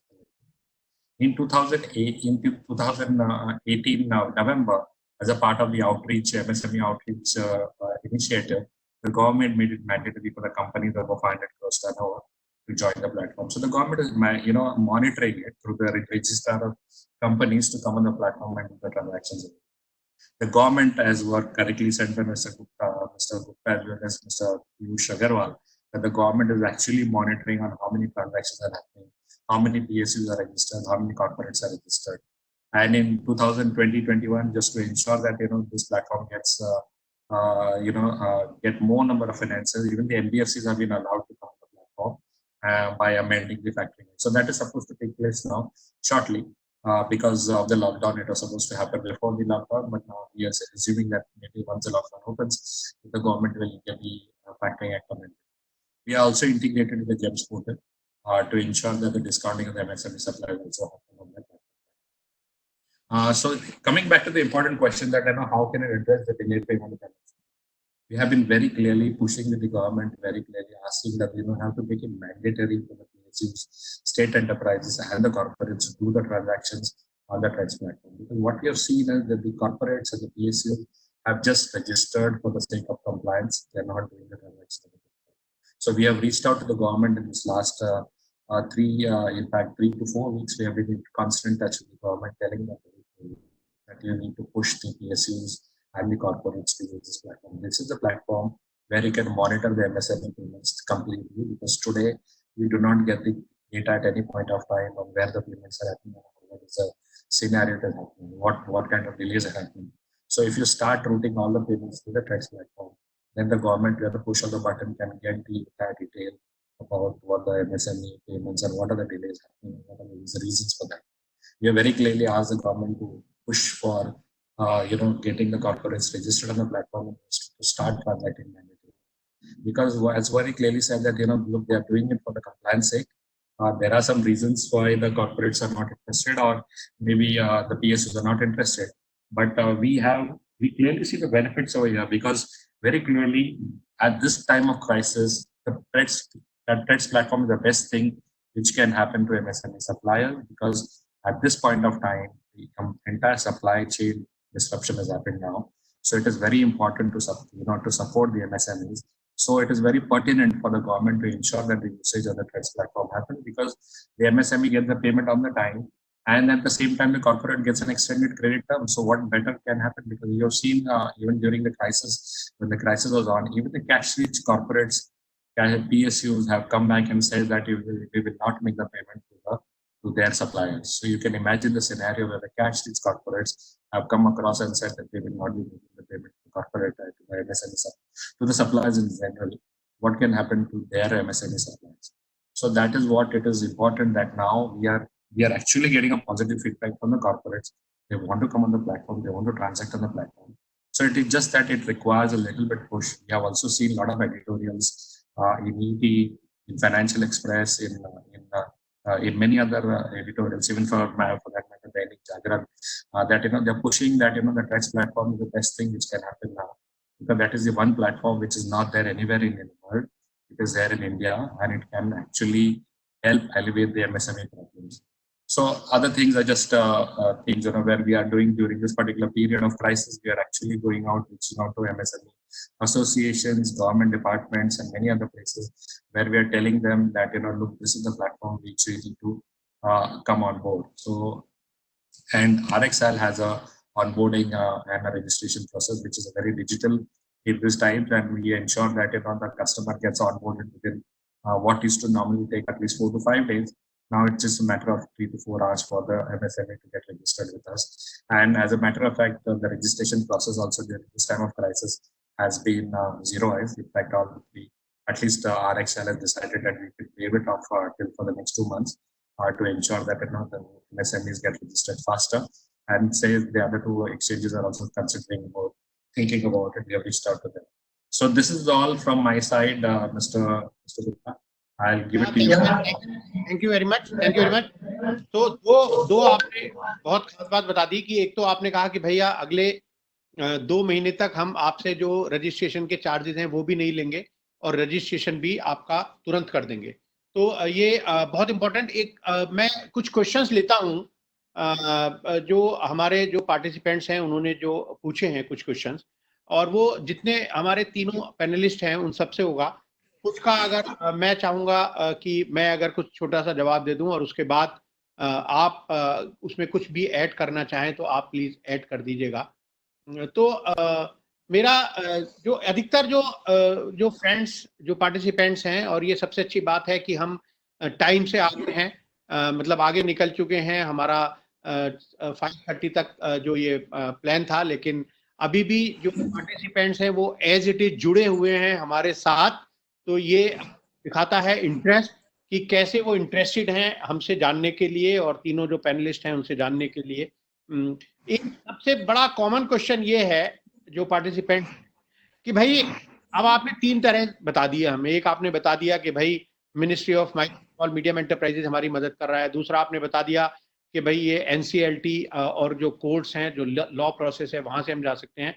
और तीसरा आपने बताया कि भाई आप जो trade platform है वहां पर उसका फायदा ले सकते हैं. तो लोगों को कंफ्यूजन है, वो कह रहे हैं कि भाई हम कहाँ जाएं. तो मैं ऐसे समझता हूं कि देखिए, अगर आपका जो बायर है वो एक लार्ज कॉर्पोरेट है जिसका 500 करोड़ से ज्यादा का टर्नओवर है, या एक पब्लिक सेक्टर अंडरटेकिंग है, और वो ट्रेड प्लेटफॉर्म पर रजिस्टर्ड है, तो आप ट्रेड्स का बेनिफिट ले सकते हैं. ये विदाउट रिकोर्स है, यानी पेमेंट आपको एक बार मिल गया, फिर आपका जो बायर है वो उसको ट्रेड्स को दे, उस बैंक को दे जिसने आपका बिल डिस्काउंट किया है, या ना दे, आपकी कोई जिम्मेदारी नहीं होगी.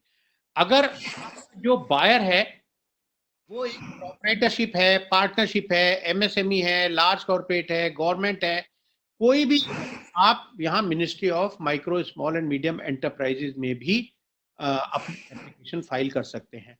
अगर आपका बायर एक कॉर्पोरेट है और आपका जो यूज है अभी, क्योंकि वो 1 लाख से बढ़ाकर थ्रेशोल्ड जो है वो 1 करोड़ कर दी गई है, तो मैं अभी भी कहूंगा कि शायद आपके लिए NCLT एक अच्छा माध्यम रहेगा, आप वहां जा सकते हैं। एक सवाल आया था मेरे पास, उन्होंने कहा कि भाई मेरे पास 13 महीने पुराना एक इनवॉइस है, क्या मैं उसको भी ट्रेड पर डिस्काउंट कर सकता हूँ? देखिए, ट्रेड्स ऐसे करती है, ट्रेड्स को ये होता है कि जब आपका बायर उस बिल को एक्सेप्ट कर लेता है और वो एक डेट बता देता है कि भाई इतने दिन में मैं ये पेमेंट करूंगा, क्योंकि कोई भी बैंक या NBFC तभी आप करेगी जब कंफर्म हो जाएगा कि हाँ इतने दिन के बाद मुझे ये पेमेंट मिल जाएगा। तो इसलिए 13 महीने पुराना जो आपका बिल है साहब, इसके लिए तो मैं शायद क्षमा चाहूंगा कि ये ट्रेड वाले जो है इसको आपको ये डिस्काउंट नहीं करवा पाएंगे, क्योंकि यहाँ पर कोई ड्यू डेट ही नहीं है। और आपकी ड्यू डेट मैं समझता हूँ 13 महीने की तो नहीं रही होगी, आपका जो एग्रीमेंट है वो तो उससे कम रहा होगा। बहुत सारे लोगों का क्वेश्चन ये है कि साहब हमारे पास परचेज ऑर्डर नहीं है, अब हम क्या करें? आप तो बता रहे हो कि परचेज ऑर्डर होना चाहिए। देखिए, मैंने शुरू में भी कहा था और मैं हमेशा अपने MSME भाइयों से कहता हूं कि जो सिस्टम है आप पहले से अपना पूरा फर्स्ट इनवॉइस से आप अपने सिस्टम पूरे डेवलप करिए, बिना ऑर्डर के कोई काम मत करिए। इनवॉइस दी, उसको रिसीव कराइए, ये 2 नंबर 3 नंबर का काम छोड़ दीजिएगा, तभी आप, मैं समझता हूं कि ये जो भी आपको जो हम तरीके बता रहे हैं उससे आप अपना पेमेंट ले सकते हैं। एक गणेश जी पूछ रहे हैं कि भाई मैं डिलेड पेमेंट क्या प्रोपरेटरशिप फर्म से भी ले सकता हूं? जी हाँ, अगर आपका बायर एक प्रोपरेटर है तो मिनिस्ट्री ऑफ MSME के थ्रू आप समाधान पोर्टल से ले सकते हैं, और कोई ऑप्शन शायद आपके पास नहीं है। पीयूष जी, AK रामा जी पूछ रहे हैं कि भैया मैंने 21 जनवरी 2020 को फाइल किया था, वैसे तो पुराने भी है, और वो अभी तक कह रहे हैं कि मेरा जो केस में ही कन्वर्ट नहीं हुआ, अभी मैं कहाँ जाऊं बताइए मुझे आप। तो कुछ लोगों के क्वेश्चंस हैं कि भाई मेरा पेमेंट है 5 साल पुराना है, अब मैं क्या करूं? तो वैसे तो मैं कुमार साहब से रिक्वेस्ट करूंगा कि, और डॉक्टर मीशा से, कि वो इस बारे में ज्यादा अच्छी तरह से बता पाएंगे, पर मैं ऐसे समझता हूं कि जो लिमिटेशन है वो 3 साल का है। तो 3 साल से पुराना अगर आपका कोई पेमेंट है तो आप कर सकते हैं, प्रोवाइडेड उसने उस बीच में कोई पेमेंट आपको दे दिया या मैनेजमेंट ऑफ डेट कर लिया, यानी कोई मेल भेज दी उसने आपको या कोई लेटर भेज दिया जहां उसने कह दिया कि भाई मैं ये पेमेंट मैं वैसे लीगली तो बहुत ज्यादा नहीं जानता हूं, बट कुमार साहब शायद इसमें हमें गाइड कर पाएंगे। इसमें जो 3 इयर्स का जो ड्यूरेशन जो शुरू होता है वो शायद उस डेट से शुरू होता है कि जिस डेट को आपके बायर ने कभी भी एक्नॉलेज किया हो, चाहे ईमेल से या किसी भी टाइम से अगर एक्नॉलेज किया, तो 3 इयर्स का जो ड्यूरेशन है शायद उस डेट से शुरू होता है। लेकिन कुमार साहब से हम रिक्वेस्ट करेंगे कि वो थोड़ा हमारा ज्ञानवर्धन कर दें। नहीं, ऐसा है, 3 साल का पीरियड शुरू होता है from the date the amount is due and pay. एक जगह बोल रहे थे कि जिस एग्रीमेंट में लिखा है कि this invoice would be payable after 30 days, on 31st day 3-year period will start running. दूसरा टेक्निकल इशू इसमें और भी जो कानून एक पहलू है इसका, वो समझ लीजिए। यदि एक्नॉलेजमेंट उस डेट की हो गई है विद इन 3 years, यदि 3 साल के बाद करता है एक्नॉलेजमेंट, उसका कोई फायदा नहीं। और विद इन 3 years यदि एक्नॉलेजमेंट होती है, जिस दिन एक्नॉलेज किया है नए 3 साल आपको फिर मिल जाए। ये section 19 and section 20 limitation act में लिखा है। तो 3 साल कब से शुरू होंगे? जिस दिन पेमेंट ड्यू एंड पेएबल है, नंबर 1। एक्नॉलेजमेंट से आगे पीरियड 3 साल से आगे कैसे बढ़ेगा? यदि 3 साल के भीतर उसने एक्नॉलेज कर लिया है बायर ने, तो 3 साल और मिल जाएंगे। तो ये थोड़ा लीगल क्वेश्चन है, इसको आप यदि लिखित में पूछेंगे मैं जवाब दूंगा। किसी को कोई दिक्कत है फैक्स पे तो वो कर सकता है। दूसरा, हाँ सर, एक चीज मैं और कहना चाहता था, MSMEs के लिए special concession section 240 capital A insolvency bankruptcy code में है। इसमें पार्लियामेंट ने कानून बनाकर सरकार को ये हक दिया है कि वो किसी भी प्रोविजन आईपीसी की, इंसॉल्वेंसी बैंक्रप्सी कोड की किसी भी प्रोविजन को रिलैक्स कर सकते हैं कि ये एमएसएमई पे लागू नहीं होगा। उसके तहत आप प्रपोजल एक बता रहे थे कि आपने बनाई है, उसके तहत आप लिखिए कि जो आपने थ्रेशोल्ड बढ़ाया है जनाब एमएसएमई के लिए, उसको 1 लाख पे ही रहने दीजिए। एमएसएमई एक एक्सेप्शन क्रिएट कर दीजिए, क्योंकि सेक्शन 240 कैपिटल ए सबसेक्शन 2, ये अग्रवाल साहब जरा नोट करेंगे तो ये प्रपोजल में जा सकता है और गवर्नमेंट को डिबेट करके ministry of corporate affair, MSME ministry proposal भेज दे, ministry of corporate affair through the law ministry notification issue हो जाए। ये लंबा चौड़ा काम नहीं है, बड़ा सिंपल प्रोविजन है। ऑर्डिनेंस इशू करना लंबा काम हो जाता है। सर इसमें एमसीए को हम लिखेंगे, सर इसमें एमसीए को हम लिखें, एमसीए को लिखें इसमें। हाँ जी, आप मिनिस्टर ऑफ कॉर्पोरेट अफेयर को लिख दीजिए कि सेक्शन 240 कैपिटल ए सबसेक्शन 2 में मैं आपको प्रपोजल बना के भेज देता हूँ। ठीक है सर, ठीक है सर। बहुत आभारी हैं सर आपके, जिस तरह से आप मदद करते हैं सर। जस्टिस कुमार साहब एमएसएमईज की और हमेशा तैयार रहते हैं, तो अगर आप थोड़ा हमें दे देंगे तो सर बहुत मदद मिल जाएगी। मैंने पहले भी कहा है कि लिमिटेशन एक्ट में भी आप ले लीजिए मेरे से। यदि किसी को वो एक क्वेश्चन और था कि सेक्शन 4 जो थ्रेशोल्ड का है, रेट्रोस्पेक्टिव है, यानी उसमें भी कोई दिक्कत नहीं है। I am here to serve the masses. अच्छा, तो सर कुछ और क्वेश्चंस हैं। जैसे एक साहब पूछ रहे हैं कि भाई मेरा जो अवार्ड था उसको कलकत्ता हाई कोर्ट ने इनवैलिडेट कर दिया, अब मैं कहाँ जाऊं? तो मैं तो आपको यही कह सकता हूं कि भैया अब आप जो हैं सुप्रीम कोर्ट ही जा सकते हैं। वैसे प्रोविजन है सेक्शन 37 में अपील भी है ना।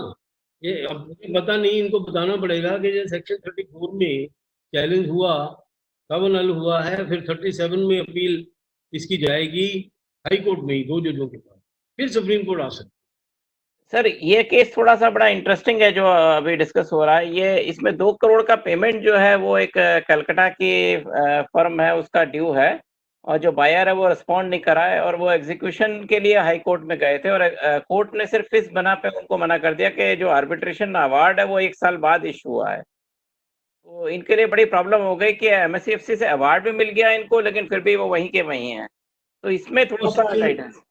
तो सेक्शन 29 आर्बिट्रेशन एक्ट में अमेंडमेंट आई थी, तो उसकी थोड़ी कंट्रोवर्सी चल रही है, मगर उनको घर में ही बैठना चाहिए, उसको फर्दर चैलेंज करें, क्योंकि जजमेंट दिल्ली हाई कोर्ट की भी कॉन्फ्लिक्टिंग आ रही है।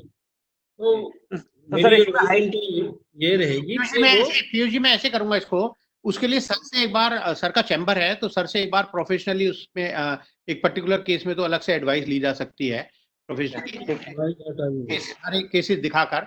और दूसरा है कि एक साहब पूछ रहे हैं कि भाई ये मेरा एडवर्टाइजिंग सर्विस है, हम रजिस्टर्ड हैं एमएसएमई, तो हम क्या बेनिफिट ले सकते हैं 45 डेज का? हाँ बिल्कुल, क्योंकि जैसे मैंने आपको पहले बताया था कि जो सर्विस सेक्टर है वो भी एमएसएमई में रजिस्टर्ड है, तो आप बिल्कुल बेनिफिट ले सकते हैं। एक और कई लोगों का एक कॉमन क्वेश्चन है कि भाई ये जो 45 डेज आप बता रहे हैं, ये मतलब आप में से जो भी पैनलिस्ट इसमें मेरा कुछ ऐड करना चाहें बताएंगे। उन्होंने कहा कि ये 45 डेज कब से, तो एक्ट में ये बड़ा क्लियर प्रोविजन है कि 45 days from the acceptance of the bill. अब ये होता है कि बिल का जो एक्सेप्टेंस है वो नॉर्मली लोगों को नहीं मिलता। कुछ लोगों का क्वेश्चन है कि भाई वो तो कहते हैं जिस दिन जीआरएन हमारा होगा, गुड्स रिसीट नोट, वो कई बार बहुत टाइम लगा देते हैं, वो कहते हैं कि भाई अभी हम क्वालिटी चेक कर रहे हैं। लेकिन इसके लिए भी एमएसएमईडी एक्ट में प्रोविजन है, ये 45 डेज का है पीयूष जी, की अगर deemed date of acceptance provision है। ये काफी कम लोगों को शायद पता होगा, पर मैं ये बता दूं कि एक डीम्ड एक्सेप्टेंस का एक प्रोविजन है कि जिस दिन आपने बिल आपने इशू कर दिया, वहां माल उनको रिसीव हो गया, उसका तो आजकल ई-वे बिल वगैरह का भी पूरा सपोर्टिंग डॉक्यूमेंट आपके पास होता है, उसमें 45 days is the deemed acceptance. यानी 45 डेज के अंदर अगर उन्होंने कोई ऑब्जेक्शन कर दिया क्वालिटी पर या किसी और चीज पर, तब तो ठीक है, अदरवाइज तो it will be considered as a deemed acceptance. उसमें ज्यादा आपको घबराने की जरूरत मुझे नहीं लगती। एक क्वेश्चन ये है कि भाई लार्ज कॉर्पोरेट जो है वो अधिकतर तो लार्ज कॉर्पोरेट रजिस्टर्ड ही नहीं है ट्रेड प्लेटफॉर्म पर, तो मेरा हमने जो सजेशन दिया है उसमें भी हमने ये कहा है कि देखिए रजिस्ट्रेशन, जैसे मिस्टर गायकवाड़ ने भी कहा कि हम ज़्यादा उनको प्रेशर करेंगे तो वो रजिस्टर तो कर लेंगे। मैं आपको बताऊं, मैं एक बार डिपार्टमेंट ऑफ पब्लिक एंटरप्राइजेज में मिला था, एडिशनल सेक्रेटरी हैं राजेश कुमार चौधरी जी, मैं उनका भी धन्यवाद भी देना चाहता हूं। मैं उनको मिला 2-3 बार और वो काफ़ी प्रोएक्टिव थे इन चीज़ों के लिए। उन्होंने 22 जनवरी को 20 जनवरी को एक बाकायदा एक नोटिफिकेशन भी इशू किया था, गाइडलाइंस इशू करी थी जितनी भी पब्लिक एंटरप्राइजेज हैं कि भाई आप इसमें रजिस्टर्ड करिए और हमको बताइए ट्रेड्स में रजिस्टर्ड करने के बाद। तो हमने उनसे भी कहा था कि सर आप ये इसमें ये कंपलसरी करिए कि after registration all the transaction should be routed through trades only, मतलब जब तक हम ट्रांजेक्शन की बात नहीं करेंगे तब तक रजिस्ट्रेशन होने का कोई बहुत ज्यादा फायदा शायद नहीं होगा। एक सर एक और क्वेश्चन है काफी लोगों का, वो ये कहते हैं कि भाई चेक भी दे दिया हमारे बायर ने और चेक देने के बाद भी वो उसको स्टॉप पेमेंट करा देते हैं। अब ये जो चेक डिस्काउंटिंग का जो केस है नेगोशिएबल इंस्ट्रूमेंट एक्ट में, उसका कोई बहुत ज्यादा फायदा होता नहीं है। उसके लिए सर आप कुछ अगर बताना चाहें। सेक्शन 138 बड़ा इफेक्टिव है। 15 दिन के भीतर आप नोटिस दीजिए वकील साहब के थ्रू, वो बड़ा इफेक्टिव है। बेल करवानी पड़ती है साहब, 138 में जाइए ना, उसमें जब स्टॉप पेमेंट करता है कोई। सर लोगों को 2-2 3-3 साल लग जाते हैं, कई बार देखा है। नहीं, लगते तो हैं मगर और कोई समाधान नहीं। अब यदि एनसीएलटी की रेमेडी आप, मैं जैसे कह रहा हूँ कि एक सजेशन देकर एक्सेप्शन करवा दीजिए, 1 लाख से ऊपर वाला तो फिर जहाँ इमीडिएट पेमेंट करता है जी। ये कह रहे हैं कि हमें ले सकते हैं। धनंजय जी पूछ रहे हैं कि भाई हम इंटरेस्ट पेंडिंग पेमेंट पर कैसे लें। तो ठीक है, आप डिमांड रेज कीजिए, उनको डिमांड नोटिस भेजिए, आप बताइए कि ये जो एमएसएमईडी एक्ट है 2006 का, इसमें प्रोविजन है, ये जो मैंने आपको बताया सेक्शन 15 से 24 तक, उसका रेफरेंस देकर आप वहां पर बताइएगा। एक कह रहे हैं कि ये अश्वनी जी का बड़ा अजीब सवाल है, पीयूष जी जरा सुनिए ध्यान से। वो कह रहे हैं we have lot of cases pending in MSME council since 11 years. पर मुझे लगता है काउंसिल बने हुए 11 साल हो गए क्या? एक्ट के बाद ही, काउंसिल तो एक्ट के बाद ही बन गई थी, लेकिन साल से पेंडिंग है ये अश्वनी अग्रवाल जी के ये केसेस। अब इनसे बोलिए कि ये मतलब इनसे रिक्वेस्ट कर रहा हूँ कि हमें जो डिटेल भेजें किस एमएससीएफसी के पास है, हम उसको टेकअप करेंगे लेटर लिखकर के। एक मेरा जो सभी जो पार्टिसिपेंट्स हैं उनसे रिक्वेस्ट है कि अगर आपका ऐसा कोई इशू है तो आप हमारी वेबसाइट आप नोट कर लीजिए, advisor@indian-sme-chamber.com। मैं यहाँ पर लिख भी देता हूँ एक बार चैट में, तो आप इस मेल पर आप भेजेंगे तो हम भी पीयूष जी से और मिनिस्ट्री से या फिर जो हम ट्रेड्स हैं उनसे रिलेटेड अगर आपका कोई भी इशू है तो प्लीज हम भेजिए, हम उनसे टेकअप करेंगे और आपको उसका जवाब देने की पूरी कोशिश करेंगे। सर एक दो क्वेश्चन और लेते हैं फिर। is not there any solution for procurement of delayed payment if we do not have the purchase order but we have the receiving from the buyer? Can we get our delayed payment before the time of GST? देखिए मैंने आपको पहले भी कहा कि भैया आपको अपनी जो बुक्स हैं, जो अपना सिस्टम है वो पूरा बना के रखना पड़ेगा।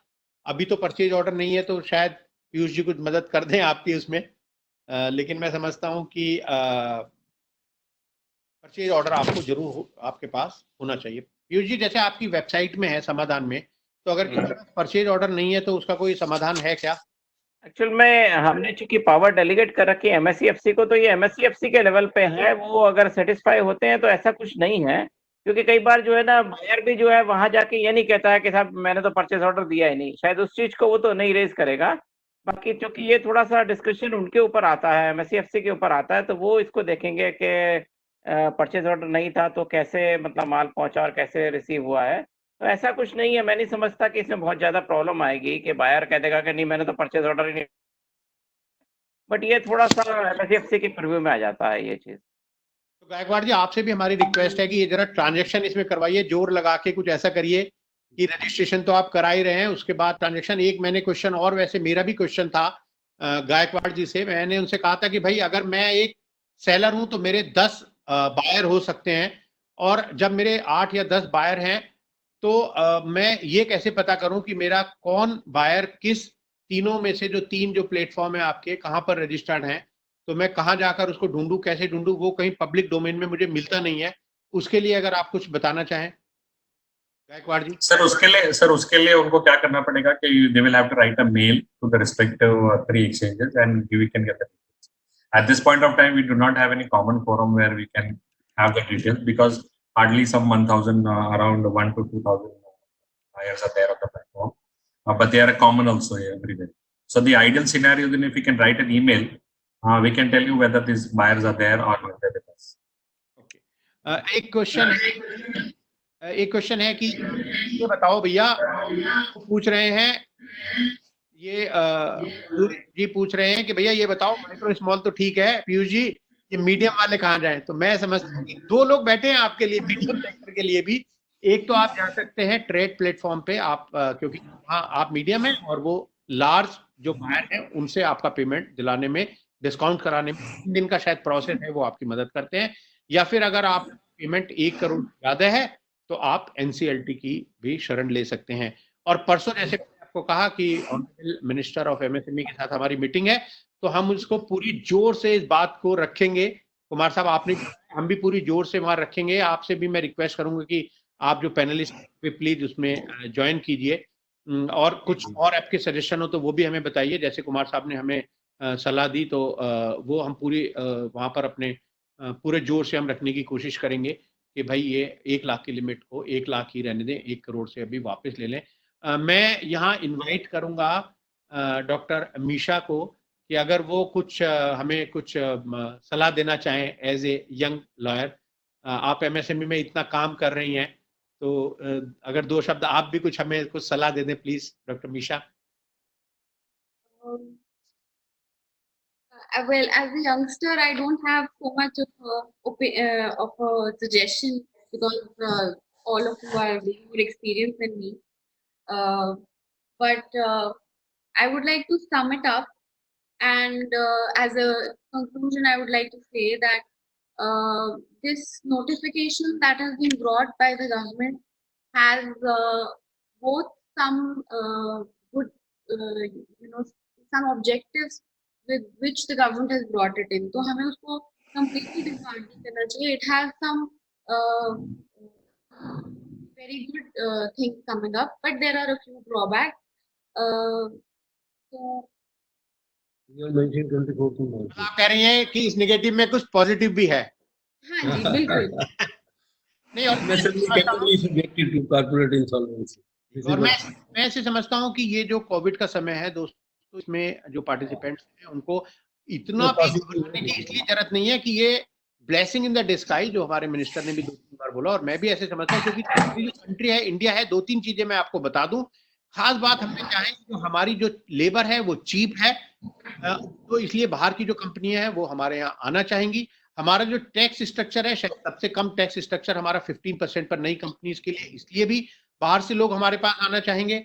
फिर जो हमारी जो जनरेशन है वो यंग जनरेशन हमारे पास सबसे ज्यादा है, ये भी शायद बेनिफिट होगा। जो यूएस एंड चाइना का जो ट्रेड वॉर है वो भी शायद इंडिया की तरफ बड़ी कंपनीज को लाने में मददगार साबित हो सकता है। तो बस हमें, और जो हमारा वर्ल्ड बैंक की जो रैंकिंग है वो भी धीरे धीरे गिरती जा रही है नीचे की तरफ, जो एक अच्छा साइन है। मैं समझता हूँ कि वो भी अगले साल तक शायद हम 50वें पायदान पर आ जाएंगे, क्योंकि ये जो समस्या है कोविड की वो केवल हमारे देश की नहीं है, ये पूरे वर्ल्ड की समस्या है। हमें समस्या है तो दूसरों को भी समस्या है। हमें तैयार रहना है। बहुत सारे ऐसे प्रोडक्ट होंगे या बहुत सारी ऐसी सेक्टर्स होंगे जहां पर बहुत सारी अपॉर्चुनिटीज आएंगी। हमें लेकिन सरकार से भी बहुत सारे जो फैसिलिटीज हैं, जो कुछ कंसेशंस हैं, कुछ हमारी डिमांड्स हैं, वो हम रखेंगे परसों को ऑनरेबल मिनिस्टर के सामने। मैं यहाँ धन्यवाद देना चाहता हूँ खास तौर से दैनिक जागरण का और उनके editor in chief mister Sanjay Gupta ji का, जिन्होंने पूरी मदद की है इस तरह की जो वेबिनार्स हैं उनकी सफलता के लिए। वो पूरा कवर करते हैं। उनके इतने सारे एडिशंस हैं दैनिक जागरण के, मैं देखता हूँ 40 से भी ज्यादा एडिशन है। वो हर एडिशन में वेबिनार से पहले 2 बार वो इस वेबिनार की पब्लिसिटी करते हैं। जब इवेंट होता है उससे पहले न्यूज आती है, इवेंट हो जाता है उसके बाद न्यूज आती है। मैं समझता हूँ इससे बड़ा जो सोशल रिस्पॉन्सिबिलिटी एमएसएमई सेक्टर के लिए कोई प्रिंट मीडिया शायद नहीं कर रहा होगा। और पूरा साथ दे रहे हैं हमारा इसमें श्री शैलेंद्र जेटली जी और श्री सुमित रघुनाथ जी। दिन रात कभी भी मैं उनको फोन करता हूँ, वो कहते हैं हाँ भैया बताओ क्या करना है। डिजाइनिंग में, मतलब स्टाफ उनके पास भी कम है, लेकिन चाहे वो डिजाइनिंग हो या पब्लिसिटी हो या उसका कवर करना हो, प्री एंड पोस्ट इवेंट्स वो पूरी तरह से, तो बधाई के पात्र हैं संजय जी, आप, शैलेंद्र जी और सुमित रघुनाथ जी। और मेरी दिल से बहुत बहुत धन्यवाद जस्टिस MM कुमार साहब का, मेरा धन्यवाद है श्री केतन गायकवाड़ जी का, अग्रवाल जी का और डॉक्टर मीशा का, और साथ में अगर मैं धन्यवाद ना दूं इतने जो पार्टिसिपेंट्स हैं उनका, तो ये अधूरा रहेगा मेरा thanks.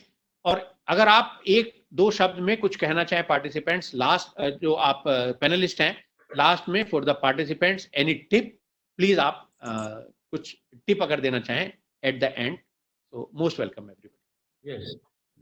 To help MSME, government is set to be working to provide guarantees for additional funding of 20% credit limit of medium and small entities. This may guarantee over 3 lakh crore loans. So PMO has already made the proposal. It may go through once the cabinet approves it. I think this has come yesterday. It is I think very good news. It will provide a lot of cushion to MSME sector, because 3 lakh crore is not a small amount. It stands currently. Thank you. This is what I say. In the end, I thank Dr. Gaikwad and Mr. Agarwal and Mr. Mukesh Mohan Gupta for giving me this opportunity to share my views. And my thanks also to all the participants. And I wish that MSME sector come forward and is looked after better, because if the government is able to restore back 1 lakh limit for the MSME by creating an exception under section 240A, which I think government is very competent, then I think many of their problems will be solved. Thank you so much. Have a nice day. Stay safe. So, Mr. Gaikwad, so any tip at the end? So it has been a very fruitful discussion, and I think this is a very important platform, and you're doing a great job. And I think the best thing is getting Mr. Kumar also on the platform to give his views. Very important, very enlightening, and very important for him and Mr. Piyush Agarwal to come in and give his views. I always say that, look, I am a diehard optimist. I feel that we have great opportunities out of this particular crisis. The crisis is an unprecedented crisis, but looking at the way the world is moving away from China, India has got a great opportunity, and I'm sure that the government will take enough steps to ensure that we have that opportunity of many MNCs coming from that particular region shifting to India. So that said, and it's very important that MSME should not lose their heart. At the same time, the government is also doing its bit.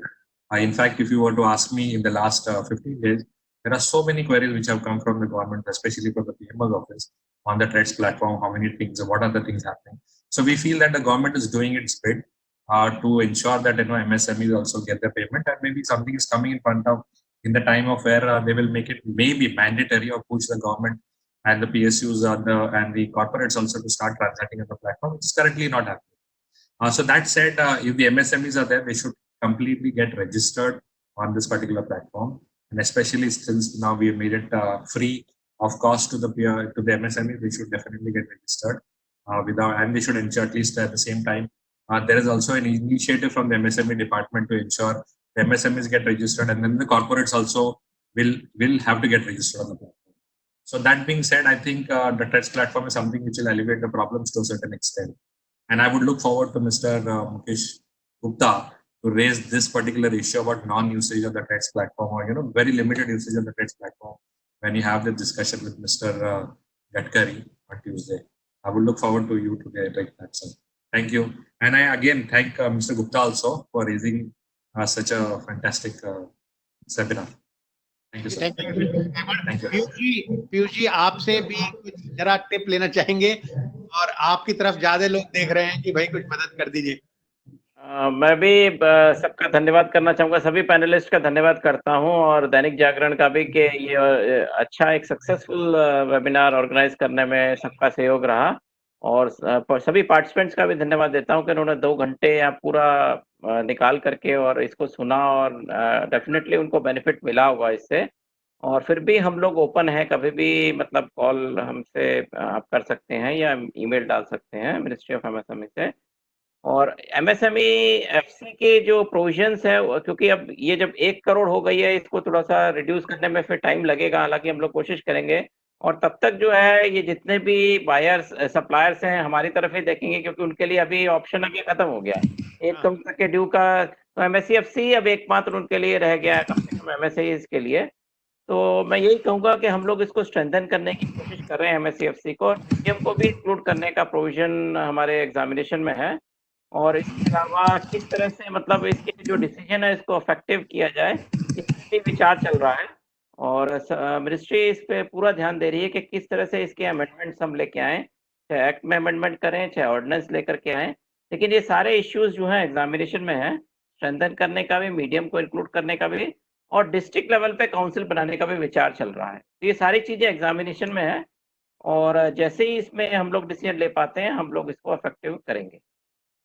तो बहुत बहुत धन्यवाद। और मैं फिर आपसे request करूंगा जितने भी पार्टिसिपेंट्स हैं कि अगर आपको कोई भी समस्या है तो प्लीज आप बिना झिझक आप हमें मेल कीजिए advisor@indiansmechamber.com पर, और जो भी कंसर्न लोग हैं हम वहां तक पहुंचाने की कोशिश करेंगे। और जो हमारे से मदद होगी, हमने भी पूरी एक लीगल टीम क्रिएट की है यहाँ चैम्बर में, हम भी आपको पूरी सहायता देने की कोशिश करेंगे। तो प्लीज हम सब मिलकर लड़ पाएंगे इस परेशानी से। मैं बहुत बहुत धन्यवाद देता हूं अपने सभी पैनलिस्ट का और पार्टिसिपेंट्स का। सर बहुत बहुत धन्यवाद। Thank you. Nice meeting you. Thank you, Thank sir. you.